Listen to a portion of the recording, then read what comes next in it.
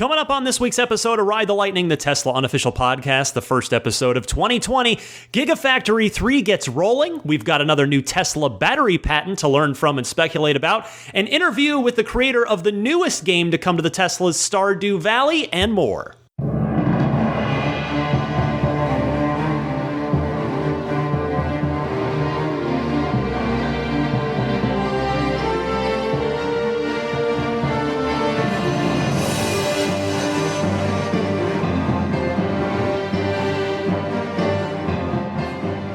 Happy New Year, friends. Welcome to episode 231 of Ride the Lightning, the weekly Tesla unofficial podcast. This one's for January 5th, 2020. We are into a brand new year. I am alongside Daisy the Boxer Puppy, and this is going to be a little bit busier of a week than I thought. I thought it would be really dead as far as Tesla news goes, but there was still a few things to talk about. I hope everybody had a safe, happy, and healthy New Year. I did have those things, although getting to this point was a little harrowing. I'll tell you real quick, since there are only a few Tesla stories to talk about this week, I want to tell you about my drive from San Francisco to Phoenix first.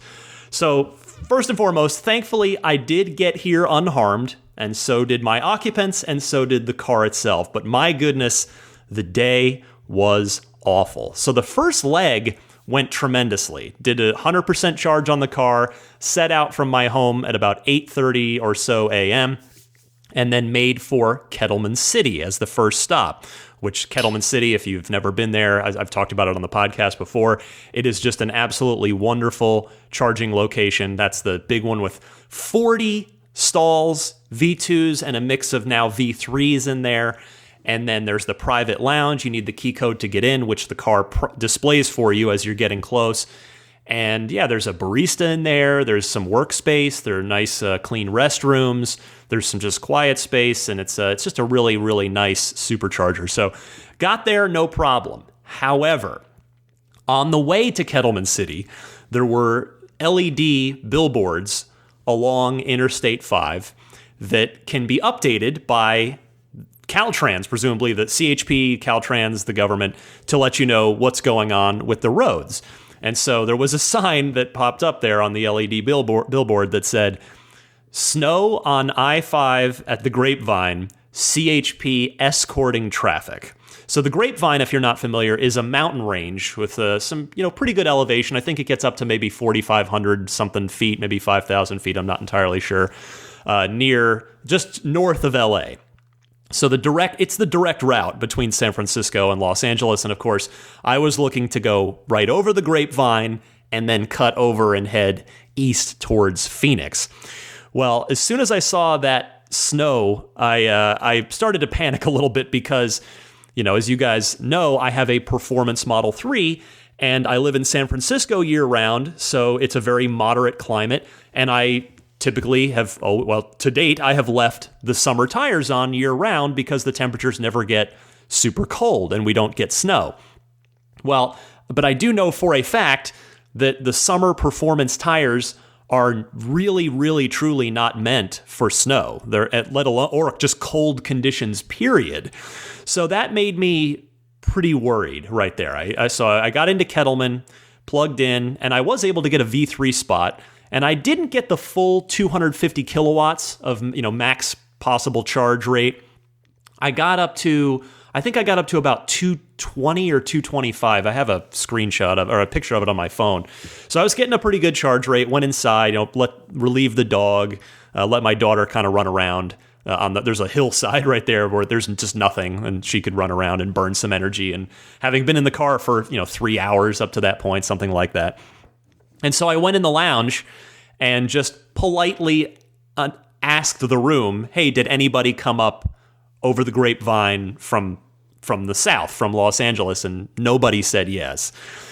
So it was sort of an interesting predicament. What do I do? If there's snow up there, and it's to a degree that the California Highway Patrol is escorting traffic.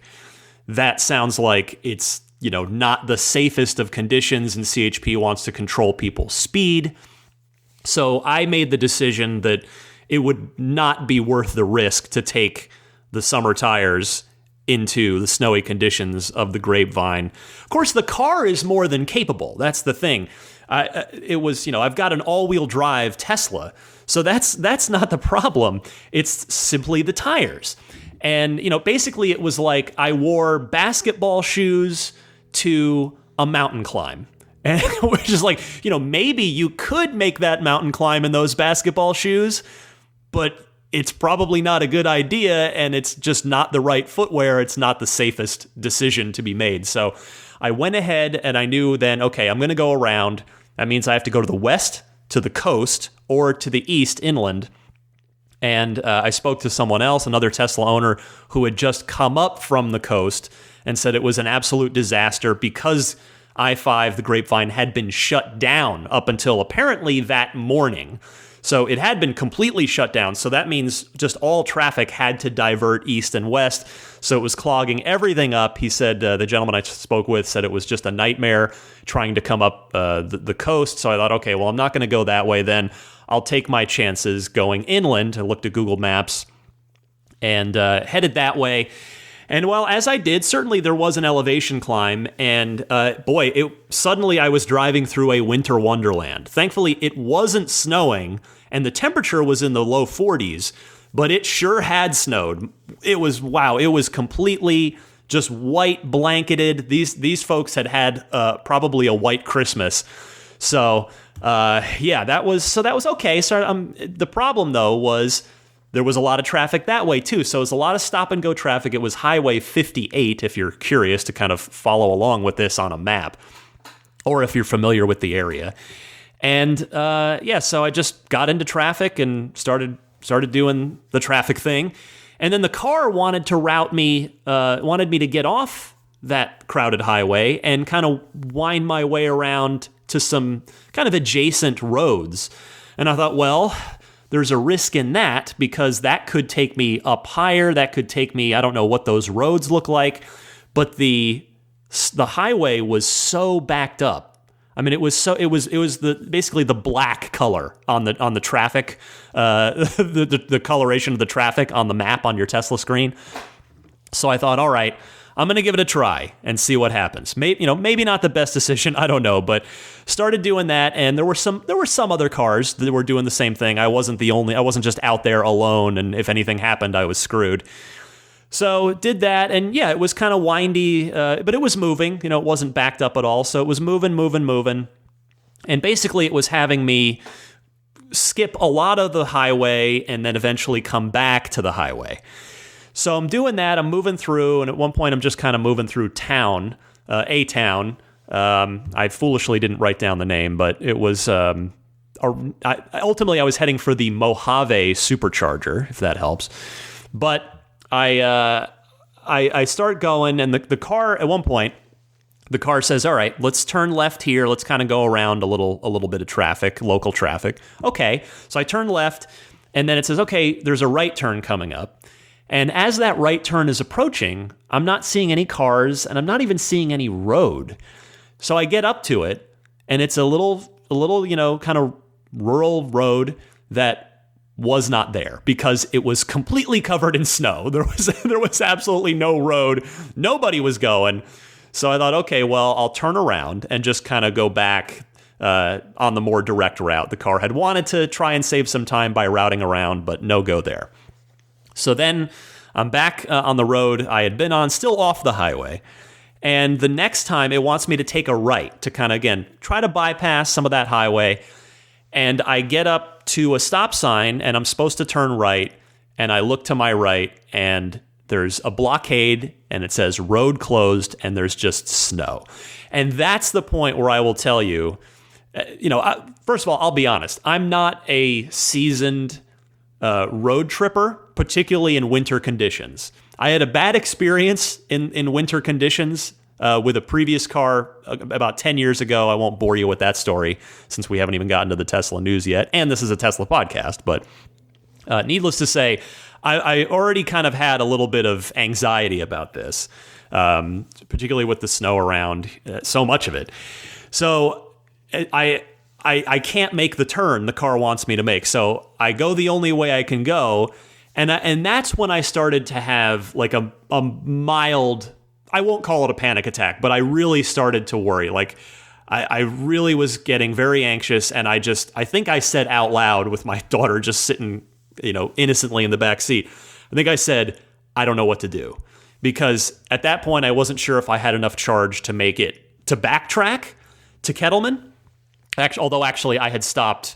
I had gone through Bakersfield and topped off a little bit at Buttonwillow first. So I didn't know if I had enough to make it back to, kind of the I-5 type of area. And I just didn't know if I was going to be able to get to the supercharger I was trying to get to, which was the Mojave charger.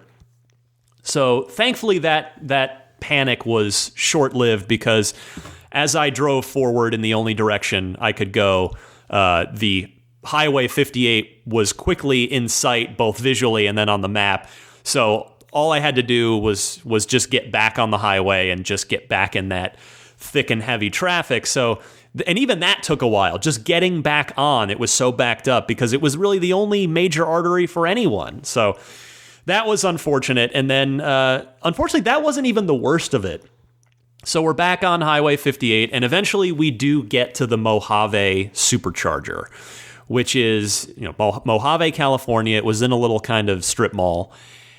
I pull up, and I had, I'd been looking at the map, and for each time I had checked, it had shown 0 of 6 superchargers available. So I expected there was going to be a line, because all right, if it's been showing 0 every time I check it, it's probably pretty busy. Plus the fact that it's only 6 stalls. Sure enough, I pull up, and as I pull in, on the left, you can see the row of 6 superchargers all full. And on the right, there's a parking lot with many more than 6 Teslas, just a whole bunch of them all there. And so I see there's kind of a small group of people standing around outside the cars. So I roll down my window and just ask somebody, all right, so what's the line situation here? And they said, well, there's about 15 cars ahead of you. We've made a list here. Here's the piece of paper. Please add your name to the list. So I did that, parked the car. It was pretty chilly by then, too. It was probably upper 30s. Yeah, and there was a little Mexican restaurant there, so I took my daughter in and got her some dinner. That was nice, while the car sat not plugged in, waiting. And it ended up being about a 2-hour wait before I could even plug in and start charging. And during that time, I was kind of mixing my time between, I let my daughter play some Stardew Valley in the car, which she seemed to really enjoy. And we had some food in the Mexican restaurant there before it actually closed early. It was only open till 7, and we had gotten there, I think that's something like 6 or 6:30. So used the restroom, got something to eat, and then back out to the car. She plays a little video game, and I just put my jacket on and went and stood out and chatted with some of the other owners there. And to their credit, to everyone's credit there, it was very civilized. It was very democratic. Everybody that pulled up, there was one guy in particular who pulled up while I was standing there talking to others who, somebody goes and breaks the news to him that there's a huge, huge line. Because by that time, it was probably 20 cars long, the line. And this guy, I couldn't hear him, but I could see that he was, I could visually see that he was really upset. So somebody had just pulled out and they were going down the list trying to get the next car on the list in there. So I went and just kind of stood in the parking space for a second, just in case this guy was going to try to, just pull right in there and cut in front of everybody. But he didn't. He was just frustrated, and I spoke with him, after he got settled in. And again, yeah, I have to say, it was really good of everybody involved. Everybody was traveling, and it's tough conditions. It's the charger is so overloaded, and everybody was really good about it. The list ended up I was number 32 on the list. So they had clearly started the list some time ago, and I think when I got there, they were in the teens. So like I said, I had about 15 cars ahead of me, something like that. But by the time I even got plugged in, I think the list was over 50 people. And then it started to taper off after that because it started to get into the evening and just not as many cars coming through. But it was rough, but people were very democratic about it, very civil about it. But here's the thing. It could have easily not been. All it would have taken would have been one person to get real mad about it, get real confrontational about it. And of course, and I've said this many times, I think the Tesla community is phenomenal. Everybody I've ever met that's listened to this show is super nice. And we all just have this shared enthusiasm. But the reality is, as the cars go more mainstream and more people come into the tent, it's not, the cars are just going to become cars, just normal cars to people. There are going to be people that own Teslas as time goes on, where it's not as much of a secret special club to some people, and it's just going to be a car, and they're gonna be people that just expect to pull up and charge because that's how things should work, and they're not necessarily wrong in thinking that. But my point is that all it would take would be one person to have really turned that situation into a really stressful, difficult one for everybody there. Thankfully, it didn't happen here. But what I learned, and I'd heard of lines before, particularly at peak holiday travel times. We've seen probably videos online. You've seen pictures. I talked about the portable mega pack powered chargers that a semi truck brought in at San Luis Obispo over Christmas time there. So this is not a new thing.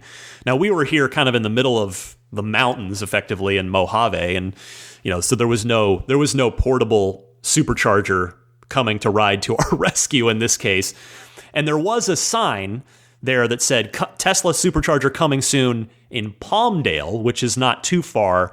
I mean, it's not super close, but it's not super far away. If the Palmdale supercharger had been open, which it's not open yet, I had enough range when I got to Mojave. I could have seen that huge line and just turned and gone to the Palmdale supercharger had it been open. But what I'm driving at here is that and let me say this, I'm hardly the first person to suggest this, but having experienced it now and talked to a lot of people, I mean, I hope that Tesla is considering at least, or hopefully working on, a sort of virtual queuing process for the cars that would not only help prevent any sort of aggression scenarios.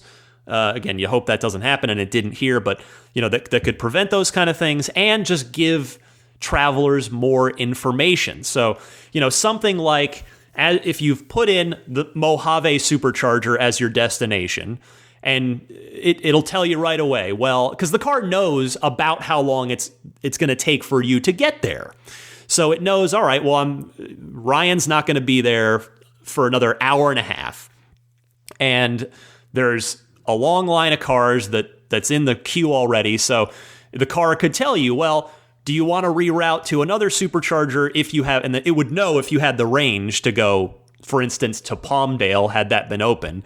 And you could have said, yes, take me there instead, or no, I'll just get in line at Mojave. And then, maybe as you enter within a fixed radius distance of that supercharger, it would assign you a spot in line and tell you, you are number 17 in line for this supercharger.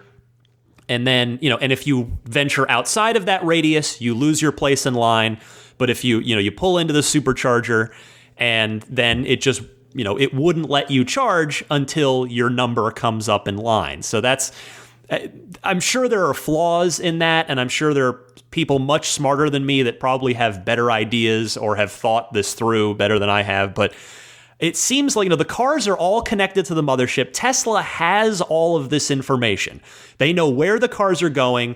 They know how many, they know where they're going, where they are, what each car's state of charge is. So they have all that information in real time at all times. So I hope that Tesla is working on something like that, because, the obvious answer is more chargers. Well, yes. That is the obvious answer, and Tesla is certainly doing that. Again, in this particular example, there'll be the Palmdale supercharger. By the time, if I were to come through again this time next year, Palmdale should hopefully be open by then, and it would have alleviated this situation. Of course, the other thing that could have alleviated it for me specifically, and this is something that I'll take into account for the future, are snow tires. So I have resolved that I am never doing this trip again without snow tires, even if I don't end up needing them. Like, for instance, I'm going to knock on some wood right over here.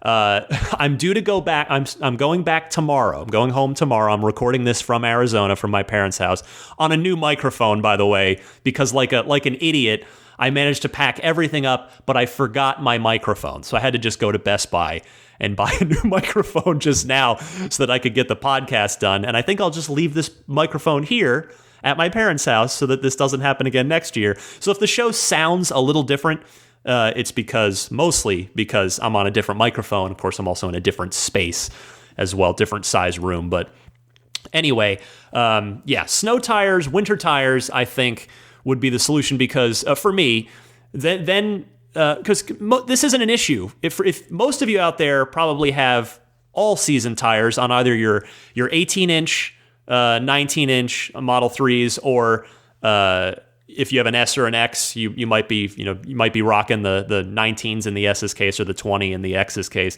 and the all seasons could have handled that. It's only the performance cars that have the summer tires that this is an issue for. So moving forward, I think just doing winter tires would have solved it. Now, if the grapevine had been straight up closed, like evidently it had been right up until I was heading that way, I still would have had to go around. This all still would have happened, all these charging issues.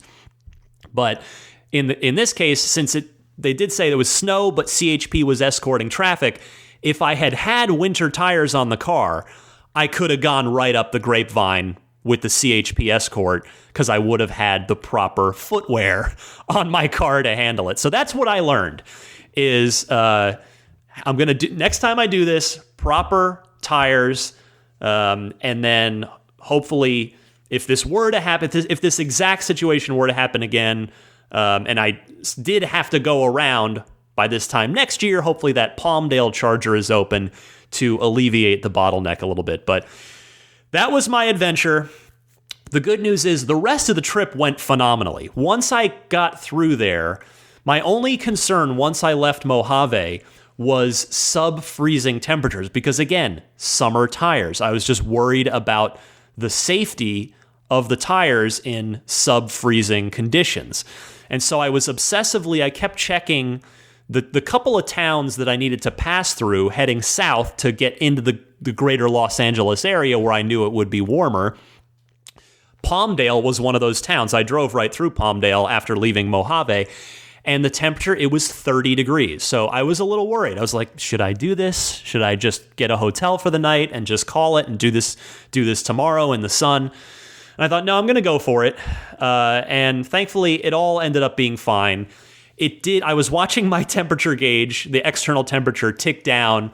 It was 35 degrees outside, then 34, then 33. Then it did hit 32, it hit 31, and it hit 30. But then that was probably 15 minutes. And then I was out I connected up with the Interstate 15 heading south, which connected me to Interstate 10, and the temperature went right back up very quickly. And then it was no problem. I stopped at Cabazon, which seemed to have a bunch of broken chargers. Thankfully, I was virtually the only one there, so I was able to get a charge no problem without waiting. But that was concerning, and I'm keeping that in mind for my drive home tomorrow. And then I went to the new Ehrenberg, Arizona supercharger, which is almost literally right across the California-Arizona border. That is 11 V3, I think it's 11, but it's a row of brand new all V3 superchargers, and it's in a nice, well-lit plaza there with I think it's a Best Western hotel and a Wendy's that appeared to be a 24-hour, if not open 24 hours, the drive-through was open, and then a 24-hour convenience store that's adjacent to the Wendy's as well. So all right there, plus a gas station, which obviously not of use to me. But so it was nice, in stark contrast to Quartzsite, Arizona, which is the what I had to stop at last year before Ehrenberg opened, and what anybody going between California and Arizona basically had to stop at up until Ehrenberg. Quartzsite's horrible. I talked about it on my trip last year. It's just a dirt lot. There's nothing there except a Carl's Jr. that's not open 24 hours. So there is nowhere to use a restroom if you're there, if you're coming through there late at night like I was. So to cap the story, it was so late. I got to Ehrenberg. Arizona's an hour ahead, so the clock ticked over 1 hour. Arizona time, I pulled into Ehrenberg at 2:45 a.m. The trip should have been long over with by then if all had gone well. And so I knew that I had to charge a good bit to make it in to straight shot to Phoenix, and that it was just so late. So I knew I wasn't going to get in till 5:30, 6 in the morning. And I just decided I just wanted it to be over. So I was feeling okay. Thanks to autopilot and the smooth ride of the electric car, I was not exhausted. By the time I got there, I was pretty exhausted. Thankfully, not like the eyelids are closing, this is dangerous kind of thing. It wasn't that kind of tired. I wasn't falling asleep at the wheel at all, but I was pretty tired when we got in, but I made it door to door 20 hours, almost to the dot. Because I arrived at like 5:30 something a.m. So, it's 4:30 California time. So 20 hours to get from San Francisco to Phoenix, thanks to weather rerouting and a heck of a supercharger queue in Mojave. So quite an adventure, not quite what I had envisioned. Fingers crossed for better luck on my return trip tomorrow. All right, well, I have talked more than enough about that. If you are looking for some Tesla news, you're probably pretty annoyed right now. I apologize, but it is a slow news week. There's not a ton to talk about. But this is interesting. These are always fun. We have another new Tesla battery patent to learn from and speculate about. This comes via Teslarati reporting Tesla submitted the patent for dioxazolinous and pardon me if I slaughtered that, you scientists out there, and nitrile sulfites as electrolyte additives for lithium-ion batteries. The patent is focused on improving the company's rechargeable battery systems by adjusting the cell's chemistry. The patent claims that the addition of electrolyte additives such as lithium salts can drastically improve the longevity and performance of battery systems when combined with a non-aqueous solution. A non-aqueous solution does not include water as the solvent, but rather another liquid. Here's an excerpt from the patent. Quote, electrolyte additives have been shown to be operative and increase the lifetime and performance of lithium-ion based batteries. To further progress the adoption of electric vehicles and grid energy storage applications, it is desirable to develop lithium-ion cell chemistries that offer longer lifetimes at high temperatures and high cell voltages without significantly increasing cost. The introduction of sacrificial electrolyte additives on the order of a few weight percent is a practical method to form protective solid electrolyte interphase layers that limit electrolyte decomposition during cell storage and operation, end quote. So Teslarati speculates that this patent is part of Tesla's overarching plan to produce batteries that are good for 1 million miles.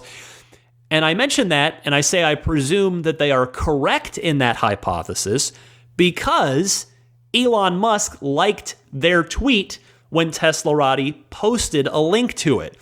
So using that as a jumping off point for what the future might look like, it looks pretty darn good. We know that Tesla has Jeff Don, the battery expert, doing research work for them. He is absolutely a secret weapon. Plus, you have an incredibly smart team of people at Tesla working on this full time. It is not something that other companies are dedicating full-time employees to, all day, every day. I mean, what I'm trying to say is twofold here. First, Tesla is continuing to lap the competition. I've seen, as a semi-aside here, I've seen a lot of people in the Tesla community dunking on the Porsche Taycan because despite the fact that it very much seems to be a fantastic car in the performance department, its final EPA-rated range is only 201 miles after Porsche had said they were aiming for a 300-mile car. Now, I personally don't think it's productive to point and laugh at Porsche, but instead, I just lament that kind of range, 201 miles, will probably deter a number of potential buyers from choosing that car as their first electric vehicle. And, I'm talking probably largely about Porsche enthusiasts here who wouldn't bat an eye at the price tag. I know, you could take issue with the price of the Taycan for sure, but competition, what am I trying to say? I bring this up to illustrate that Tesla they're already, before this patent, already well ahead of the competition in the battery department. And their continued advancements are just going to make it even more difficult for competitors to establish parity with Tesla. But the thing is, you got to remember, Tesla is not about beating their competitors. They're about luring people over to electric vehicles from internal combustion engine cars. And if and when the time comes that Tesla can go out publicly and tout a quote-unquote million-mile battery as a marketing point, then that will only help tip the scales in favor of the economics of a battery electric vehicle, and it will help lure more people into the EV10.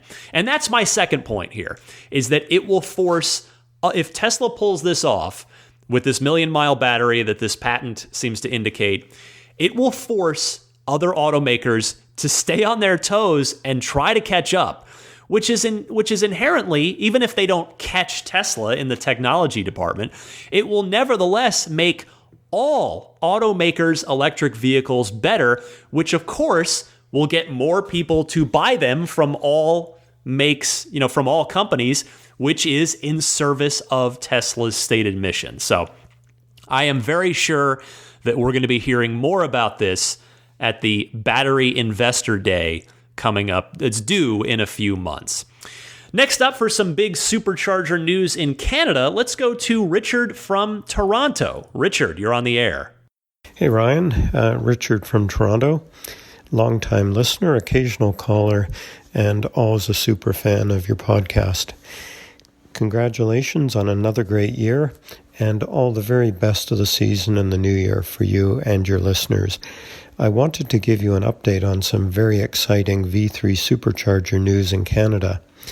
At some point over the holidays, Tesla has gone live with no less than 27 new V3 superchargers, enabling coast-to-coast Canada-wide travel using the Tesla supercharger network. This is obviously a great development and may be of interest also to listeners in the U.S. who would like to travel across Canada.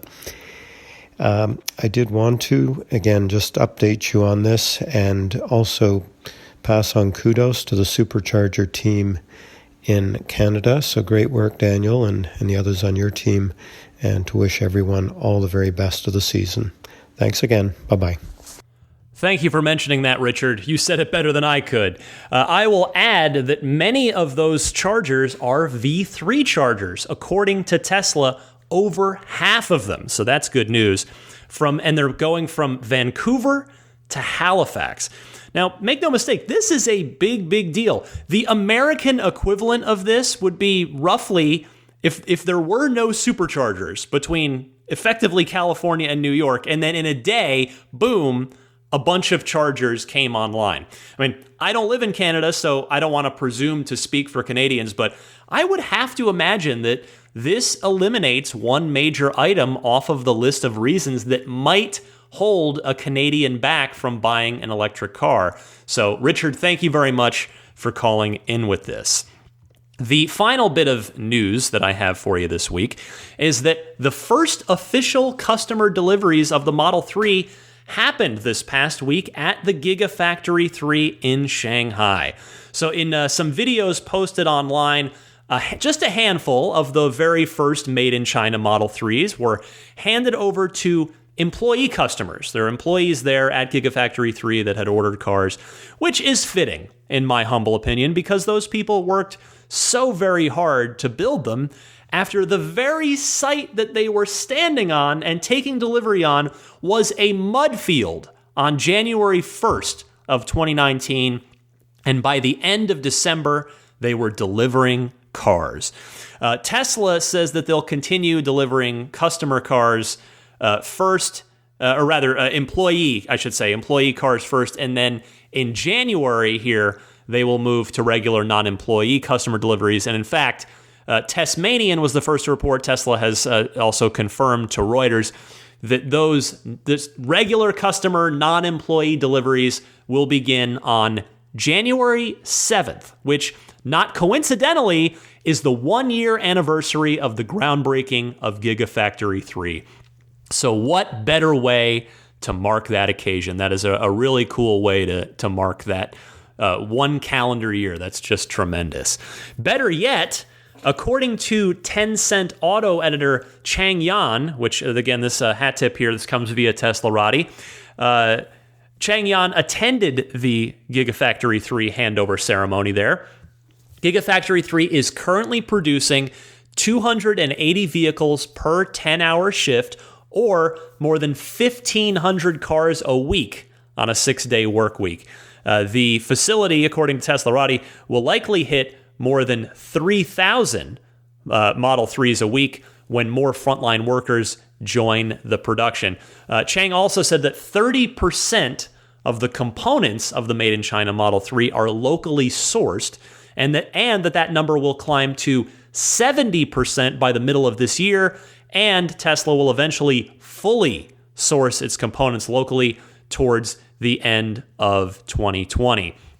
The note here also is that the company also plans to increase the after-sales workforce. That's phrased a little strangely. I would imagine that just means service centers, from 600 people to 1,500 people to ensure the best customer experience. So this is quite a high bar for Gigafactory 4 to try and match up to. But hey, if they can even come close to what has happened in Shanghai over in Berlin, then Tesla's global manufacturing footprint is going to grow very large and very quickly. Nevertheless, just bright times ahead. This is all excellent news.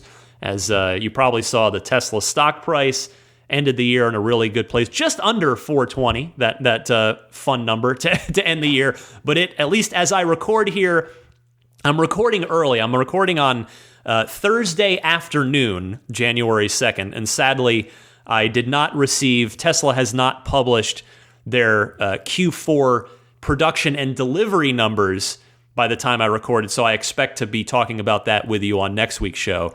But yeah, recording a little early since I'm doing my drive back. I thought I would do the show early rather than late for those of you who kindly back me on Patreon, especially since it is a bit of a slower news week. But yeah, just good times ahead. That's what I started here, was the stock price is already off to a good start here as of January 2nd, 2020. All right, those are the news stories for you here in this final holiday week here, final week of the holiday break as everybody starts to get back to work, myself included next week.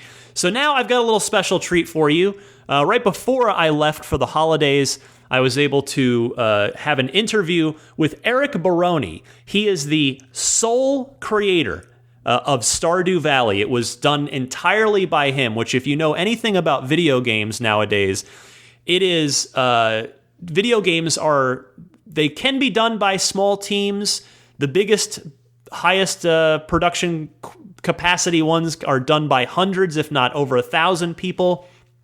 Eric did Stardew Valley entirely on his own, all of it. So I was able to sit down with him and chat it's a 19-minute interview, so if you're not interested in it, you can skip ahead 19 minutes to the Ride the Lightning hotline segment after this, but I hope you'll give it a listen because Eric's story is really interesting, and just, his story about making the game all by himself and then connecting with Tesla to get the game into the Tesla cars. So here is the Eric Baroni interview. Enjoy that, and then I will be back after that with your calls in the Ride the Lightning hotline. Stay tuned.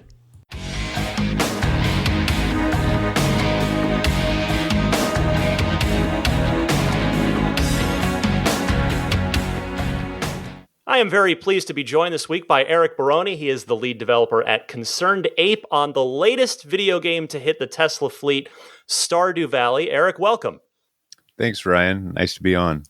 So for those of us who aren't familiar with Stardew Valley, it's been around for a little while here, but it's new to probably most people that are going to play it in a Tesla.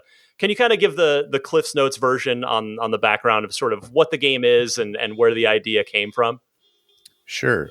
So when I graduated from college, I was trying to get a job. I didn't have any success.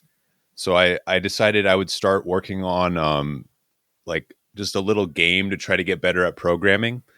And there was this farming RPG series that I grew up with called Harvest Moon that I was a big fan of. Yes. Yeah. So I felt like that game, like over the years, the games like had kind of gotten worse, and I thought it would be really cool to play like a new version of that on PC. So I was like, okay, I'm going to make a really quick game that kind of is in that style. Maybe it would take 6 months, and I would get better at programming, and then maybe I could get a job as a programmer somewhere. Right. So I started working on that, and what I thought would take 6 months ended up taking 4.5 years, and it slowly escalated from just this kind of like Harvest Moon inspired game into the big game that we now know as Stardew Valley. During the 4.5 years, I was the sole developer of the game, the only person to work on it, all the music, art, coding, everything.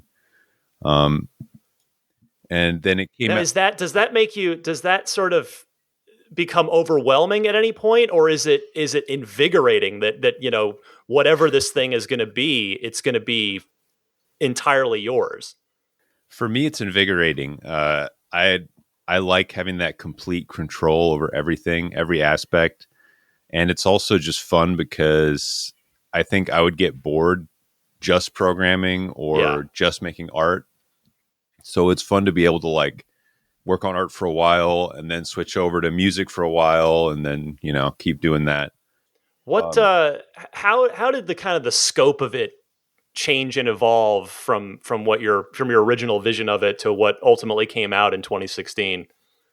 It was all kind of a slow, organic process. You know, originally my scope was very small, you know, and I foolishly thought it would be 6 months of work.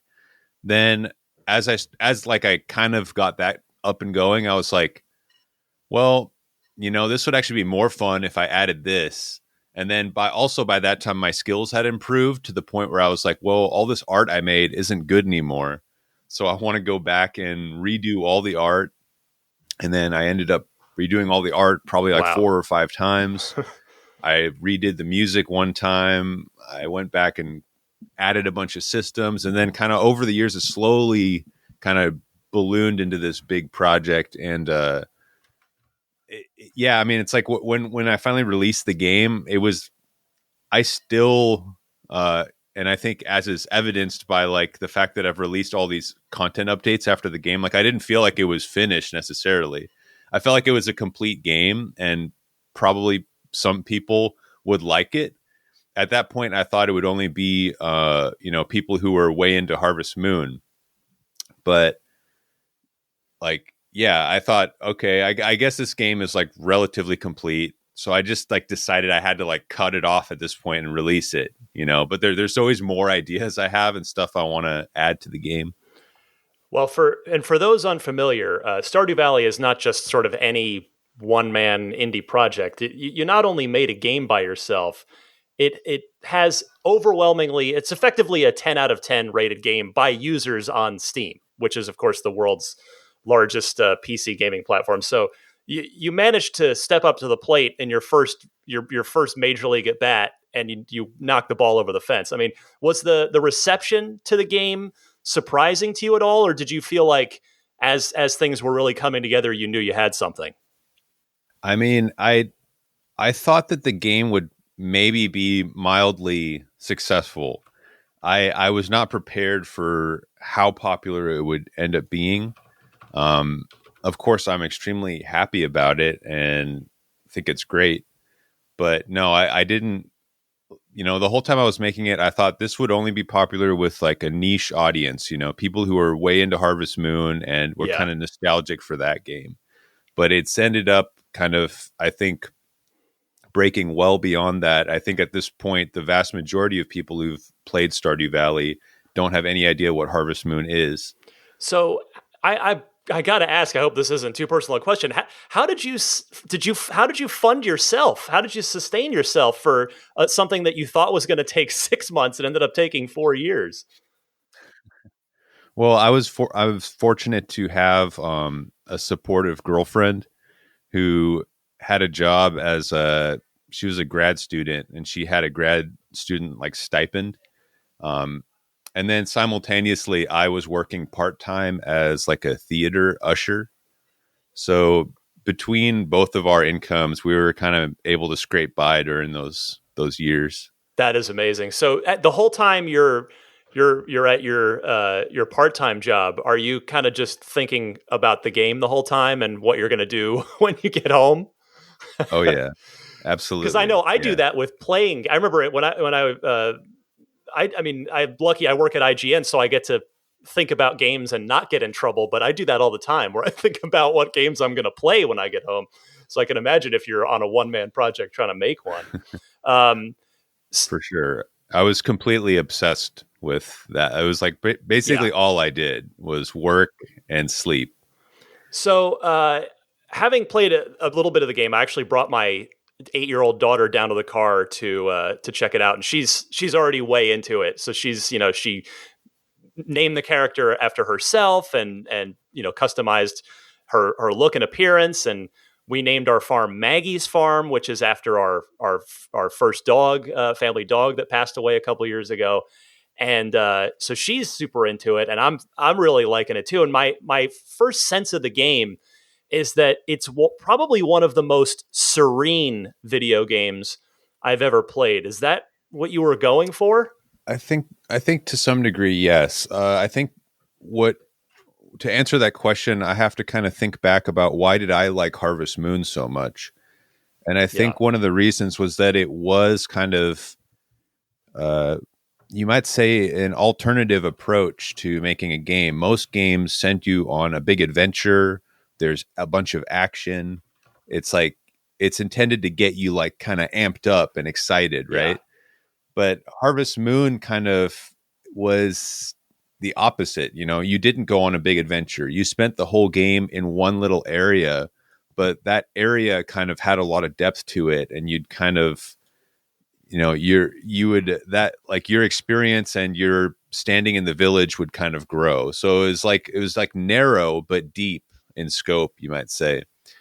And yeah, and just the fact that it was like a game about farming, and kind of it had a very natural feel to it. um I think that it is something that is appealing to humans in general, and I think it's something that's underutilized in the video game world. But I think we all kind of have this urge in a way to return to nature and to kind of live in nature and experience that. well, I don't know if I try to play armchair psychologist for a second, is the is the sort of story of the game of leaving behind a monotonous desk job and returning to nature and working a farm, is Stardew Valley the game that and the making of it the farm for you, and the you is it you trying to leave the regular sort of 9 to 5 life behind and making video games for a living? Is that your Stardew Valley? Yeah, I think that's correct.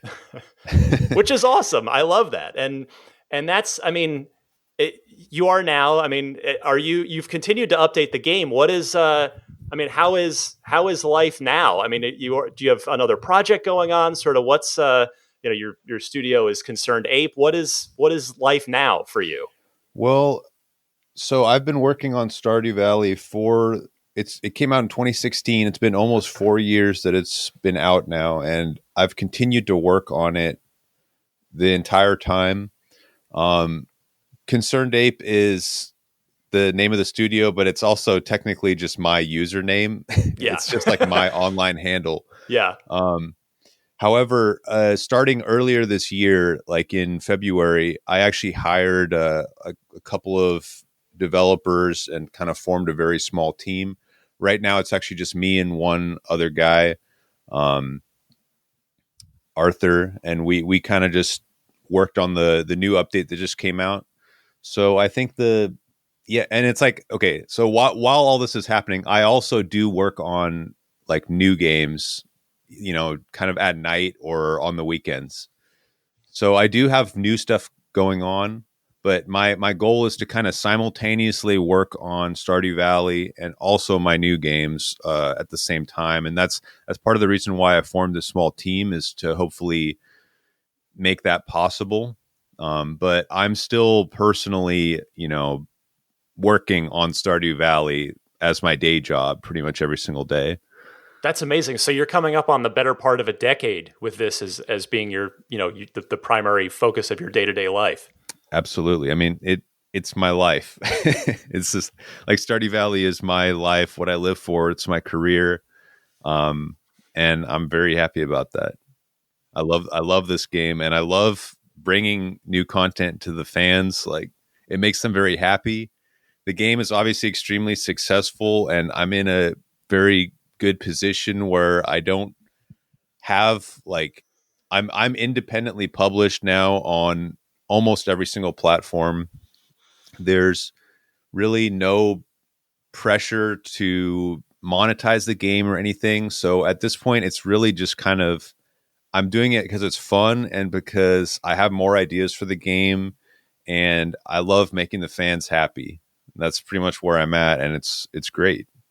Well, let's now talk about the latest of those platforms, which is the Tesla fleet. So, I'm fascinated by just the idea of video games and cars. I mean, it's the ultimate colliding of my two worlds, from my day job at IGN to this Tesla podcast that I do. So, I mean, I'm certainly curious. Who came to who? How did this come about that Stardew Valley is now rolling out and playable inside the Tesla vehicles? Yeah, so Tesla reached out to me, and they just asked if I was interested in having Stardew Valley in their vehicles. And I was like, okay, this sounds cool. Why not? It seemed like, well, first of all, it just seemed like it's something kind of new, to have like a video game in a car. Absolutely. So yeah, it kind of was like an honor to be, one of the first video games playable in cars. Like, that's just cool. And I'm also always excited to see Stardew Valley coming to new platforms, getting in the hands of more people. So, I mean, it just seemed like a cool idea. Tesla also, said that they would handle the whole like porting of it, which they did. They did the vast majority of the work in, getting the game working on the vehicle. So they basically just asked your permission. If like they were clearly loved the game and just wanted to do it, and they needed your permission. Yeah, basically. That's so great. I mean, that's cool. I mean, have you kind of thought more, all the way? Have you kind of got all the way down the rabbit hole on that train of thought as far as the car? You do need. Well, actually, that is a good question. I don't know if you know the answer to this, or if I should follow up with Tesla. Is it playable in all the Teslas, or because there's an MCU too? There's sort of a newer GPU basically in the newer cars, and then an older one. I don't know if you need the newer one or not, like you do with Cuphead. No, I think it actually works on all of them. So that's awesome. The two are like, there's the portrait one and then the landscape one. Yes, right? Exactly. Yeah, it works on both of those. No, that's beautiful. So you've effectively got. You've just introduced your game, or I mean, as we record this, it's rolling out now to hundreds of thousands of potential new players. Does that? I mean, I know you've already sold a lot of copies and it's super successful, but it's not even the fact that you've just added to your player base by a 6-figure amount, but the game will continue to be available in every single new, like every day, there's like 1,000 or however many, there's thousands of new people coming to your game. That's kind of a cool thought. That is cool. Yeah. I'm excited about that. I'm excited about the future. And yeah, I mean, just being on the Tesla is a really cool thing to be able to say. And, I have no idea like where it'll go, or, you know, maybe Stardew Valley will be one of the first games in space or on Mars. You know, that'd be pretty sweet cool too. And now you've got the in for that, so it could happen. Yeah. So do you have a Tesla yourself at this point in time? No, I don't. Has this experience and the fact that Stardew's now in the cars, has that sort of changed your plans at all? Are you wanting to do it, or is it something you're thinking about? Well, I wouldn't say like it changed my plans, but yeah, I mean, it does make the idea sound pretty cool. You know, it would be cool. I'm not in the market for a new car right now, but when I am, I know I'm going to seriously be thinking about it. Yeah, and then you can go into, you know, if you end up visiting a showroom, you can just sit down and say, yeah, I'll order a car, but let me show you something cool. I made this. Yeah, for sure. I'd probably wrap up with you by asking about any advice you have to new players. That's probably a good place to close the circle on this. For, you know, since everybody's probably going to be pretty new to the game that plays it in the car. What sort of startup tips do you have to get your farm going and feel like you're getting off on the right foot? Well, the main thing I would say is don't stress out about it. The game doesn't really punish you for taking a long time to do things. There's basically unlimited time to complete all the different things in the game. So I think when a lot of people start playing the game for the first time, they kind of get stressed out because there is like a time limit on each day. And you have like a stamina bar and everything. Yeah. But I think if you just keep in mind that, well, I can just go exactly at my own pace and it ultimately doesn't matter.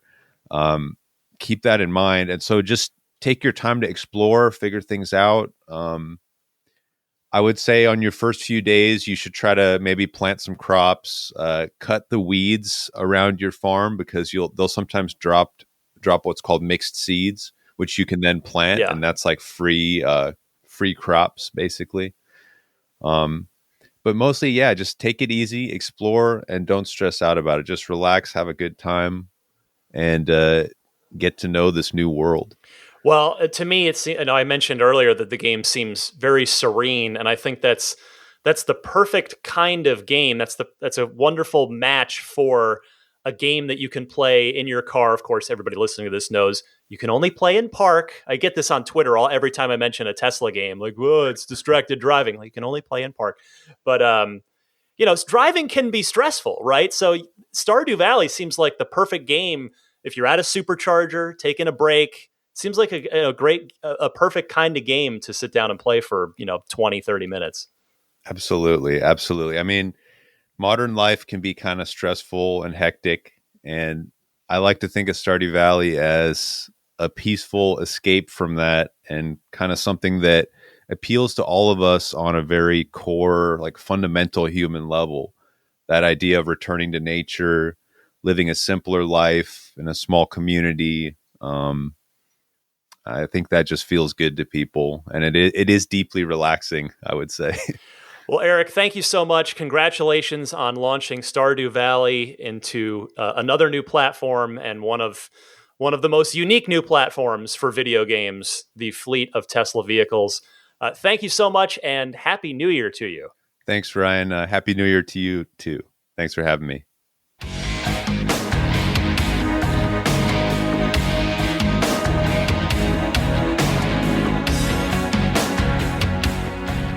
Time now for the Ride the Lightning hotline. It is your time to shine. Your questions, comments, discussion topics as they pertain to the world of Tesla. A quick reminder that last month's Patreon-only bonus episode that was all Cybertruck talk, all callers talking about Cybertruck, It did go free for everyone, whether you're a Patreon backer of mine or not, on January 1st. If you'd like to go listen to it, you can find that on my Patreon page, which is patreon.com/Tesla Podcast. And the January episode for Patreon folks should be done, hopefully, by the time you hear this. Most of you will hear this on Sunday. I'm going to go home. I was thinking of maybe trying to get it done here in Arizona, but I did not end up with enough time. So I'll do that this weekend. Look for that. Anyway, call in anytime. I invite your calls. I welcome them. I really like this part of the show, and I appreciate everybody that takes the time to call in. Please try to keep your call to 90 seconds or less. That's a minute and a half.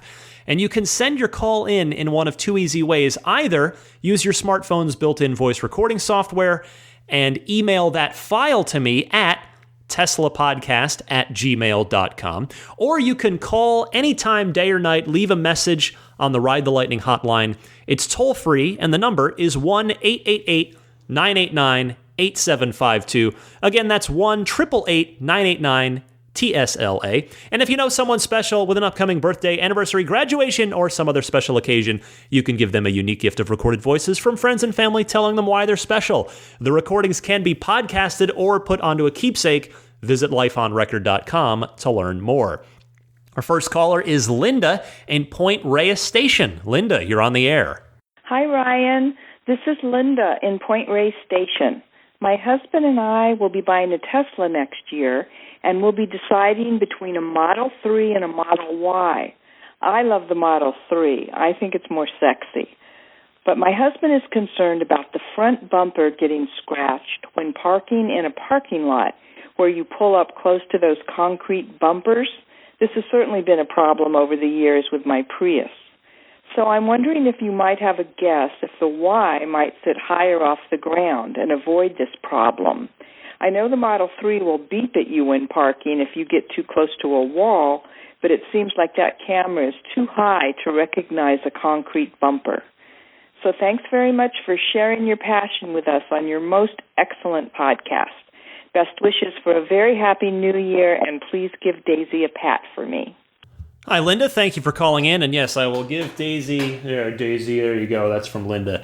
Your pat has been delivered to Daisy. Thank you for calling in. So the good news, or perhaps bad, since what I'm about to tell you might not make your decision any easier, is that both cars can absolutely avoid this. While, yes, it will be easier to do in the Model Y because it does indeed sit higher, what I do in my Model 3 is park short on purpose, then get out and use summon to move it further into the space while I'm standing outside of the car and can watch it up close so that it doesn't risk hitting that little, the parking curb there. And I know there are folks out there that might be listening right now and saying, never pull into a space, always back in. And while they're right, it is a good policy to back in whenever you can, since it makes getting out of the spot easier, and you have a better look at their license plate on Sentry mode if anything were to happen. But the thing is, you can't always back in reality. Sometimes you've got to pull in, or it's really, really inconvenient to back in. So anyway, Linda, I hope that helps answer your question. If the cargo space and seating capacity isn't an issue for you, I would recommend the Model 3 because it's going to give you a bit more range for a bit less money. But if those things are concerns to you, then it's certainly a tougher call. But the good news is it's a really fun decision you get to make, and you're going to end up happy either way. David from Minnesota, you are next. Welcome to Ride the Lightning. Hey, Ryan. I'm David from Minnesota. I love this show. I noticed recently that some of the other car companies are starting to add USB Type-C ports to their cars. USB Type-C is obviously better technology than the current standard USB ports, and I'm wondering if there's any news on Tesla adding the USB Type-C ports to some of the cars that are set to be released soon, like the Model Y. Again, I love the show. You do a great job. Thanks so much. Bye.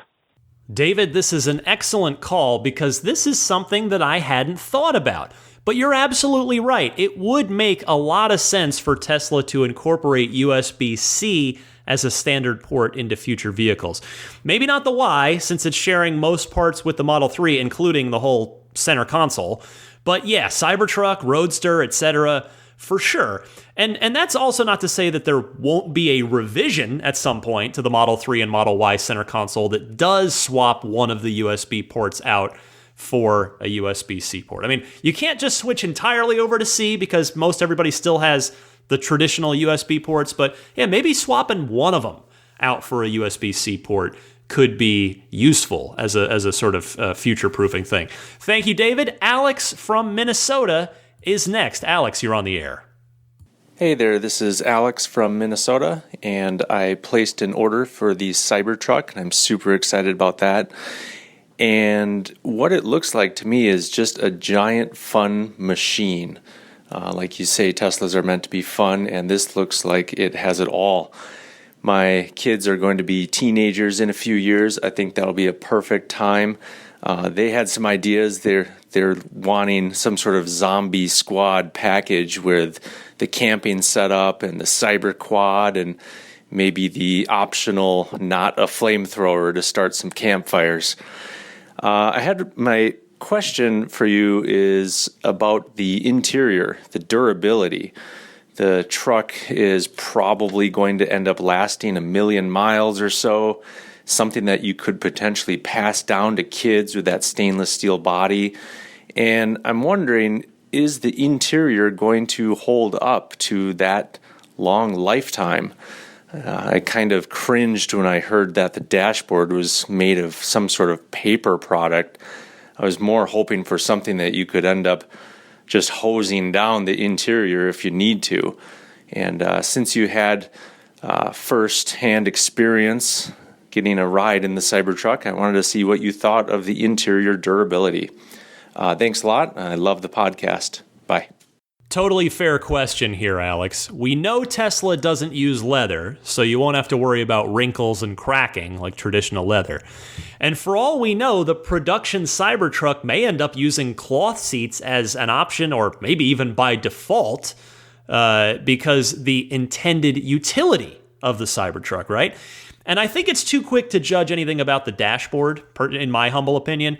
All we have is one offhand comment from a Tesla test ride driver about that dashboard.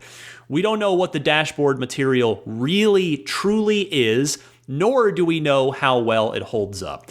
I would say, though, that hosing down the interior, I don't know how literal you were intending that to be, but that was always probably going to be a non-starter in the Cybertruck because of the very vital piece of electronics in the very center of the dashboard, that being the touchscreen. Thanks for your call. Aaron is up next. Aaron, go ahead. Hey, Ryan. Thanks for all the great podcasts this year. I was enjoying the new holiday update and was trying to use some of the new voice commands, which have been amazing. And finally, the speaker started working. I had the same issues you did. The one thing I did wish, and wondering if other people out there are looking for the same thing, I do wish that the voice activation didn't require a button press. So, if you use products like Alexa or Google Home, it would be, hey, Alexa, blah, or okay, Google, blah. I wish there was some trigger word for Tesla, whether it would be, hey, Elon, or something like that. That would really make the feature set even more valuable than it is today. And given that they don't have a battery problem, I would hope that that they could have an always-on microphone. I know there's some security concerns around that, but it really would make the convenience of things like turning up the AC or turning on the windshield wipers a lot easier. Would love to know your thoughts. Thanks. I totally agree with you here, Aaron. I would love to have that as a toggleable option. The button press is mildly annoying, but it's more the pause in my music that's annoying. And believe me, I realize this is an extremely first world complaint right now. The always listening for keywords thing, that really is normal now because of the very home assistant devices that you mentioned. Hey Elon is funny. I like that. Hey Tesla could be a good one too. Hopefully they will add this at some point down the road. Let me talk to Adam in Orlando up next. Go ahead, Adam. Hi, this is Adam from Orlando. Me and my dad both have Teslas. I have a Model 3 and he has a Model S. Unfortunately, we have different accounts. So when I go into my app, I only have access to my account. To log into his Tesla, I have to log out of my account and log into his account. Is there a way to do a quick switching so I don't have to go through this process every time I want to log into his car? Thanks. Bye. Adam, unfortunately, as far as I know, the only way to do this would be to transfer your car onto his account or vice versa. And I realize that might be a bit farther than you're wanting to go here. If anybody out there has another idea to help Adam out, I would be more than happy to have somebody call in or email me that I could then forward along to Adam. Thanks so much for your call. Rob in Bloomington, Illinois is my next caller. Rob, take it away. Hey, Ryan. This is Rob from Bloomington, Illinois. Here's my question. In 2020, I hope to get an electric vehicle. I'm trying to figure out which one will be the best for me to get.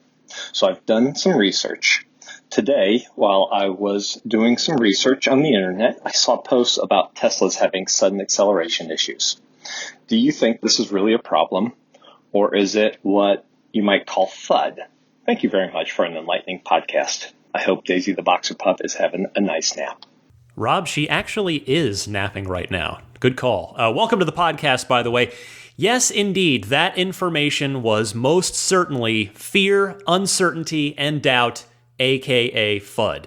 In each of those cases that you're referring to, Tesla's logs, since the car tracks every input and maneuver, kind of like the black box of an airplane, have shown that the owner did mistakenly press the accelerator. Now, this happens all the time in gas-powered cars, too. It happens in all kinds of cars, by the way, for the very same reason. Just user error. It happens. So no need to worry about that being a problem if you're considering a Tesla as one of your options. Good luck and have fun shopping. Jay in Hickory, North Carolina. You, sir, are next. Hey, Ryan. This is Jay calling from Hickory, North Carolina. First-time caller, a new listener to the podcast, but I followed you through your podcast on Lost Days. I've got two things for you guys. One, while scrolling through Instagram, I kind of noticed something kind of cool. Currently, their lineup spells sexy, but then if you also look at their other offerings, it's with the Cybertruck, the ATV, the Roadster, and the Semi, it also spells cars. So if you look at it all, it says sexy cars. I thought that was kind of cool.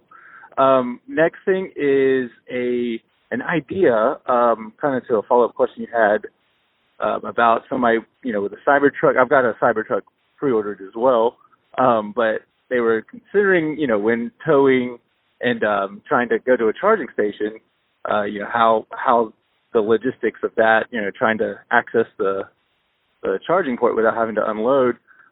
Could there possibly be some kind of extension cord or long cable that you could kind of plug into your Cybertruck and then connect that at the charging port? Didn't know if they've looked at something like that before. But anyways, love the podcast and can't wait for the next couple years to get that Cybertruck. All right, thank you. Jay, welcome to the podcast, and thank you for your call. That is a really great and typically funny Tesla observation about the new acronym. Using the ATV, the Cyberquad, little bit of a cheat, but it's all good. It's all in good fun. Sexy cars. I like it. That sounds good to me. As for your idea, that's actually an incredibly smart idea. I love it. And we know that those extension cables exist because the Tesla Semi has been photographed at the Kettleman City Supercharger, among other places, plugging into multiple superchargers at once using extension cables. So, perhaps one could be included with the Cybertruck or sold as an optional accessory on the online Tesla store. That could be a great way to at least partially get around the logistics of supercharging while towing. Great call here, Jay. Thank you very much. Jackson from Connecticut is next. Go ahead, Jackson. Hey Ryan, Jackson from Connecticut here, long-time listener. I've got a lot to say, and I'll try and keep it brief. So I've been thinking about Tesla and Apple partnering up. No, I'm not saying that Apple should buy Tesla or anything like that.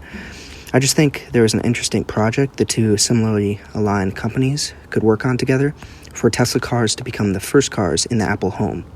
It's an interesting partnership between Apple and Tesla that brings value to the customers of both companies. So Apple Home and HomeKit are platforms for Apple devices to control digital smart home devices. And it's a similar setup to that of Alexa and Google Home and Samsung smart homes. This partnership would be useful because it would offer another way to interact with your Tesla, and it would be possible to use on more devices currently not available with the Tesla app, such as the Apple Watch, TV, iPad, and Mac. Apple Home offers automations and is secure and powerful and can be accessed from anywhere in the world. But what really makes me think that this technology connection will be possible is because HomeKit requires the car to have a strong Bluetooth and Wi-Fi connection, and obviously Teslas have both of those and are known for their software-first nature. So I'm wondering what you think about this partnership with Tesla and Apple. Would Tesla do it? Do you see this as a benefit to customers? Maybe you could explain the mock-ups that I sent along as well.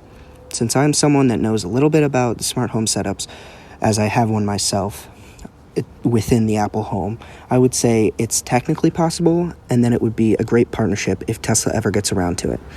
If you want to hear more about this, I made a deep dive YouTube video, so go ahead and search Tesla Apple Moonshot, and it'll come up. Anyway, thanks for all you do, Ryan, and Happy New Year. I'd certainly love to see it, Jackson. I think Tesla would do it, but I doubt they would be willing to pay Apple for it. That's my humble opinion. If someday we see Apple CarPlay in our Teslas, then I think the idea of integrating the cars into the Apple HomeKit would be more feasible. But again, my opinion, and I would be more than happy to be wrong about this, is that we'd have to see them start a little smaller, kind of a learning to crawl before they can walk, so to speak. But it would be great to see for sure. I think the partnership could be mutually beneficial. We've got, let's see here, two more callers this week, so let's finish strong. We've got Lindy in Eureka up next. You're on the air, Lindy. Hi, Ryan. This is Lindy up in Eureka, California. Just calling. I just finished listening to your latest podcast and heard the information about the latest update, which I received, and all the new voice commands. But what I didn't hear, and I think is the best thing in the whole release, is that the voice commands now let you control the windshield wipers. I didn't see this in any of the documentation, but I was driving up through the Redwoods, and it started raining, and I thought, what the heck? And I hit the button and said, turn on the wipers, and the wipers came on. This is the best thing ever. This is wonderful. I don't know why they didn't include this, because this is what we've all been asking for. So I'm sure a lot of other people have called in with this too, but I hadn't heard, so I thought I'd call and let you know. Love the podcast, been listening to it forever. Keep up the great work, and look forward to hearing you even more in the future. Oh, by the way, I also had my order in for the Cybertruck about 10 minutes after it rolled onto the stage, getting the dual motor, and looking forward to that too. So keep up the great work. Lindy, thank you so much for the call and for the kind words. I will be honest with you, I hadn't thought to try the wipers with voice. I'm so glad you did, and how cool is it that works? I'll give it a try the next chance I get, and if the weather gods are listening, no, I am not wanting rain or worse on my drive home tomorrow from Arizona. Happy New Year to you, Lindy. Last and certainly not least is Cameron from Waco, Texas. Cameron, take us home. Hey, Ryan, this is Cameron from Waco, Texas.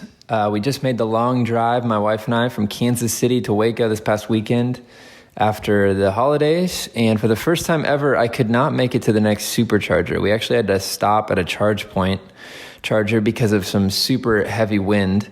And it brought to mind a potential feature request would be weather data, for Tesla to pull weather data from, the weather service and factor that into your potential range. They kind of already do that with, the way your past 30, past 50 miles have been driving. But I think it'd be a really cool feature to add.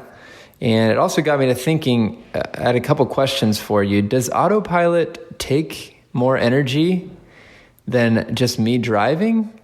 In other words, if it's questionable whether I'll make it to the destination, should I drive, or is it okay to keep autopilot on? I was also wondering if anyone had any experience drafting behind semis. I barely made it to the supercharger after the charge. I had 3 miles to spare, and the whole way I drove right behind this semi. I was wondering if that's just stupid or if that works. Let me know your thoughts. Thanks for the podcast. You're awesome. Hey, Cameron, I am very sorry to hear that your trip didn't go as planned. As you heard earlier in this podcast, I can relate to that. So first, no, drafting behind semi-trucks is not dumb. It does indeed work, but you've got to be reasonably close. I mean, I'm sure that your mind was pretty occupied with your dwindling state of charge during your drive, but if you had your efficiency screen open or your energy screen, you would have seen your watt hour per mile number go down while drafting the semi. As to your idea, I'm with you. I would love to see the weather of your destination and even of your journey along the way shown on the screen. And as you suggested, it would be great to have it factored in more tightly into the navigation's predictive information as well.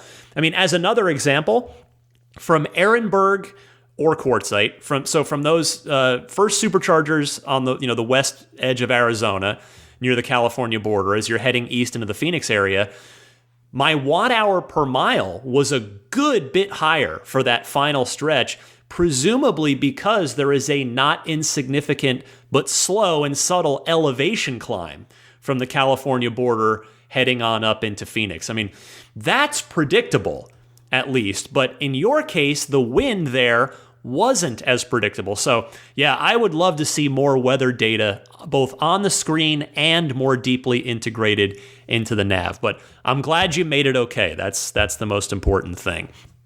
Before I end this segment, just want to say a quick word to Mike from Massachusetts. I hope you can get your acceleration boost situation squared away with Tesla. Good luck to you.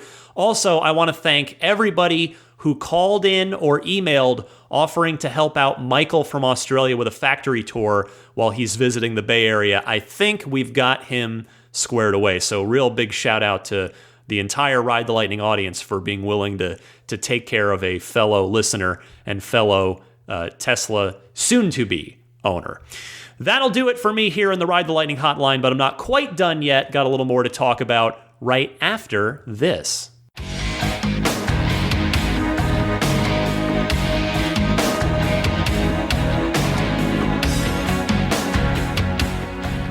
Before I go, I wanted to give a quick shout out and a thank you to the 6 kind gentlemen who took me up on my offer to have a little Arizona Ride the Lightning meetup while I was in town.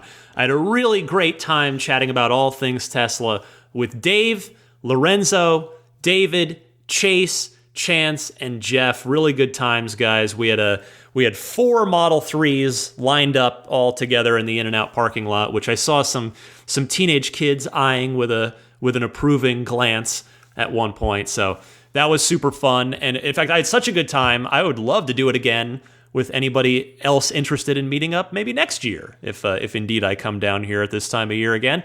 One more note from my trip, just floating something out to the audience. Is it just my car, or are the auto high beams on the Model 3 like embarrassingly bad? I'm not sure if it's exactly the same on the S and the X, but I just ended up turning them off after a while during my drive to Phoenix. It turned out, of course, since it was 20 hours of time, more than half of my drive ended up being in the dark. So, I had the headlights on, I'm out on the interstates. I don't really use them in my day-to-day life because the, freeways and roads of the Bay Area are just pretty well lit. But, you get out there on the dark interstates, and so I've got the auto high beams going, and they just kept flicking on and off. So much so that I started to worry that the drivers ahead of me thought I was like angry at them for some reason. So I was just kind of floating that idea out there. I don't know if that's just me or if other people have experienced this.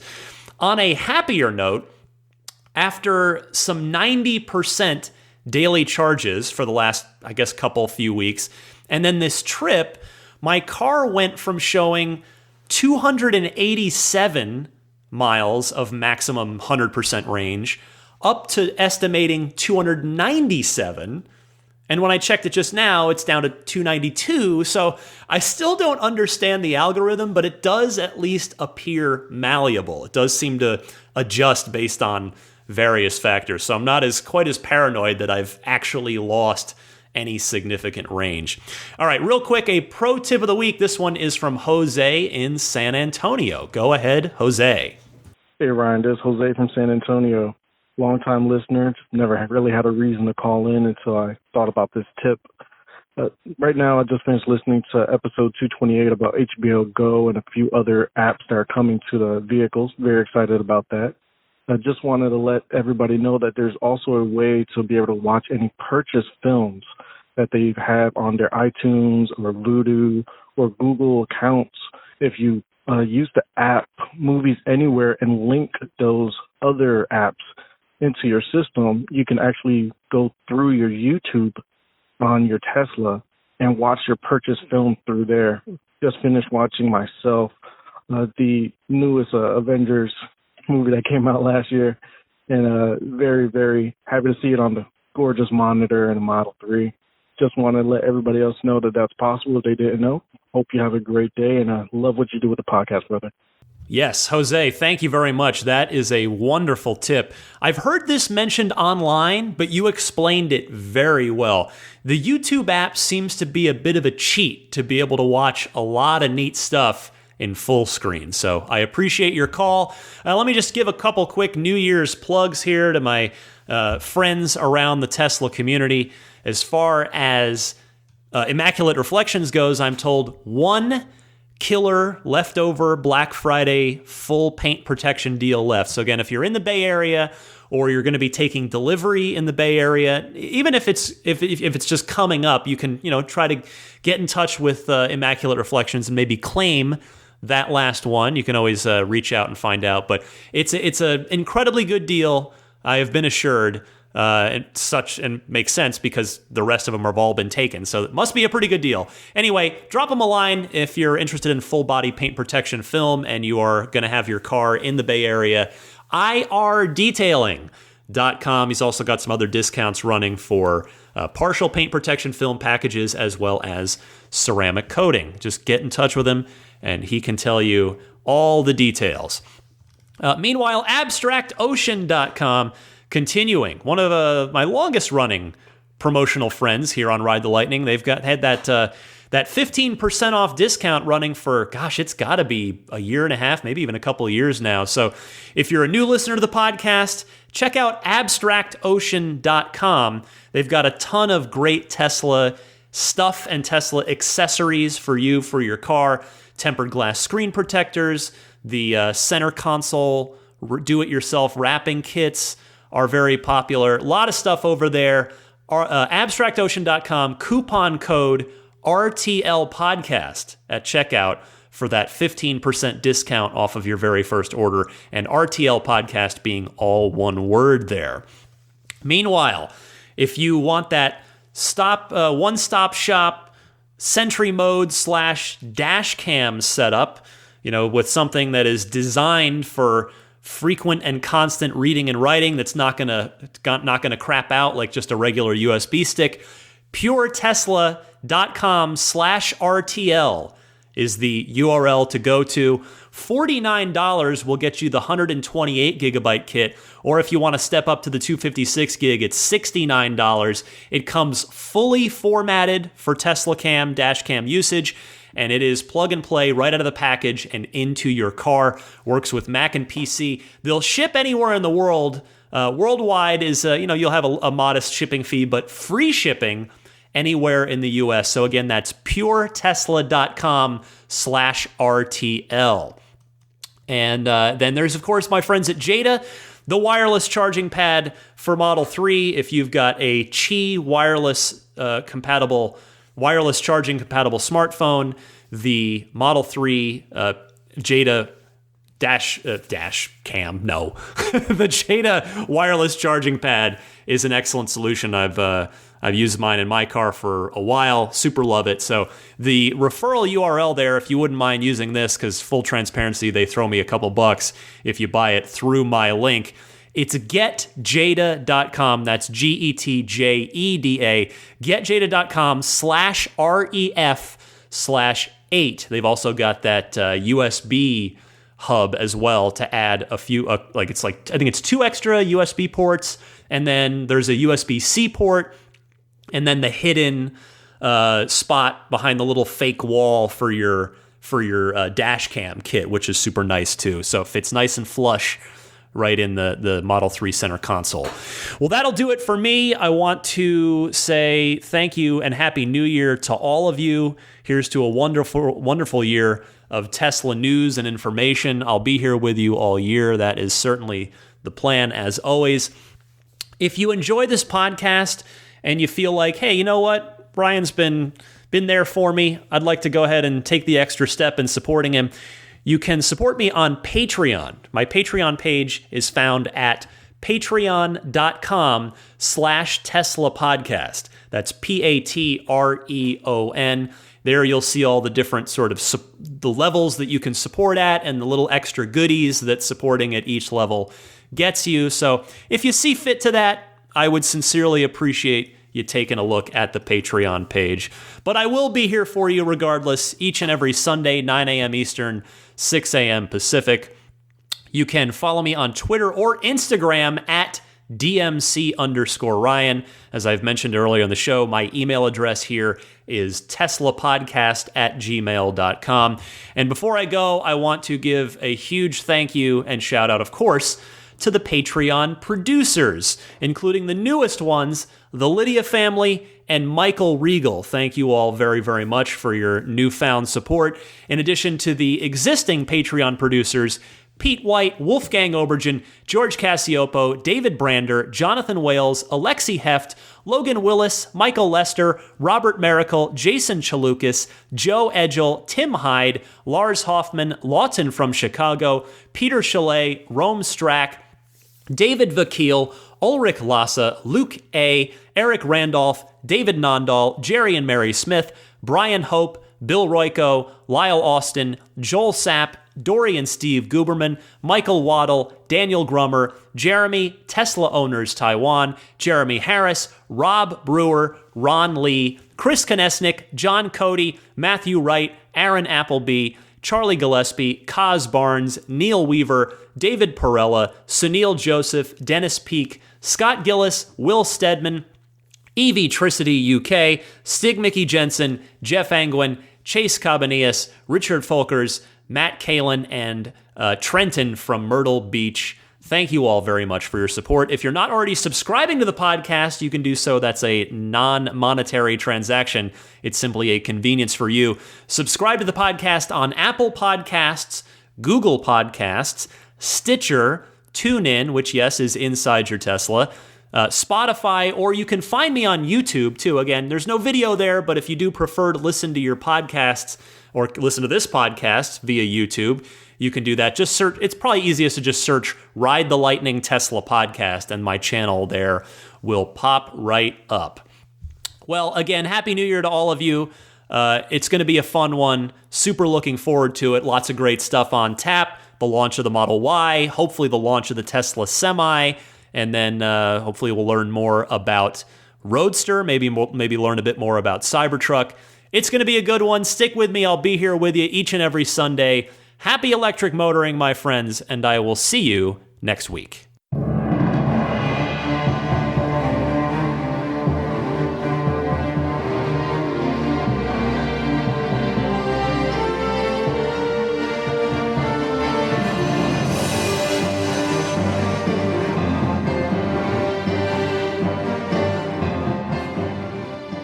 I mean, I think a Tesla is the most fun thing you could possibly buy ever. That's what it's meant to be. Our goal is to make it's not exactly a car. It's actually a thing to maximize enjoyment. It's maximum fun.